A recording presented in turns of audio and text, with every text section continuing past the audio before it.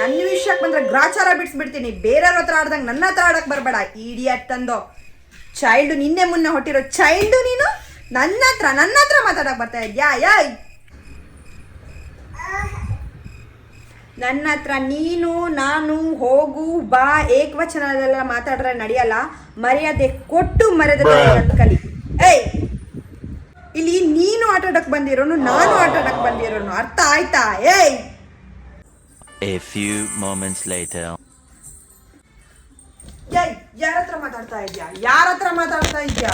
ನಿನ್ನೆ ಮೊನ್ನೆ ಬಂದಿರೋ ಚೈಲ್ಡ್ ನೀನು ನನಗೆ ಹೆಂಗ್ ಮಾತಾಡ್ತೀಯ? ನನ್ನ ಹತ್ರ ಆ ಥರ ಮಾತಾಡ್ತೀಯ?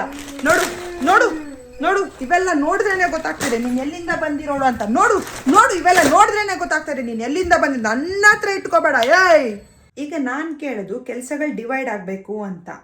ಅಡುಗೆ ಮನೆ ಕೆಲಸ ಮಾಡಿಬಿಟ್ಟು ಗಿಲ್ಲಿ ಟಾಯ್ಲೆಟ್ ಕ್ಲೀನ್ ಮಾಡಕ್ ಕರೆದ್ರೆ ಹೆಂಗಾಗತ್ತೆ ಜಾನು? ಹೆಂಗೋಗ್ಬೇಕು ಜಾನು? ನಿನ್ನ ಹತ್ರ ಕೇಳಿದ್ನ ಏಗಿ ಅಂತಲ್ಲ ನನ್ನ ಹತ್ರ ಮಾತಾಡ್ಬೇಡ. ಏಗಿ ಅಂತಲ್ಲ ನನ್ನ ಹತ್ರ ಮಾತಾಡ್ಬೇಡ. ಹುಲಿ ಒಳಗಡೆ ಇದ್ರು ಹುಲಿನೇ, ಬೋನೊಳಗಡೆ ಇದ್ರು ಹುಲಿನೇ.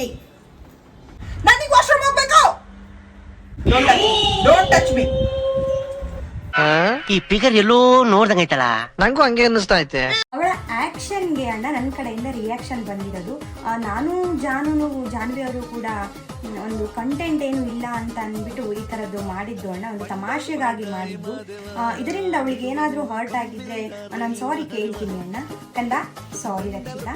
ಇನ್ನು ಮುಂಬರುವ ದಿನಗಳಲ್ಲಿ ನಾನು ಕಿಚ್ಚನ ಚಪ್ಪಾಳೆಯನ್ನು ತಗೊಂಡು, ಮುಂದಿನ ವಾರದಲ್ಲಿ ನಾನು ಕಿಚ್ಚನ ಚಪ್ಪಾಳೆಯನ್ನು ತಗೊಂಡು ಈ ಅಶ್ವಿನಿ ಗೌಡ ಏನು ಅನ್ನೋದನ್ನ ನಾನು ತೋರಿಸ್ಕೊಡ್ತೀನಿ ಅಣ್ಣ. ಥ್ಯಾಂಕ್ ಯು ಅಣ್ಣ.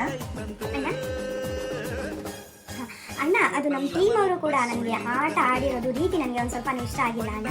ಇದರಿಂದ ಕೂಡ ನಮ್ಮ ಟೀಮು ಸೋಲ್ತು ಅಂತ ಹೇಳಕ್ಕೆ ಇಷ್ಟಪಡ್ತೀನಿ ಅಣ್ಣ.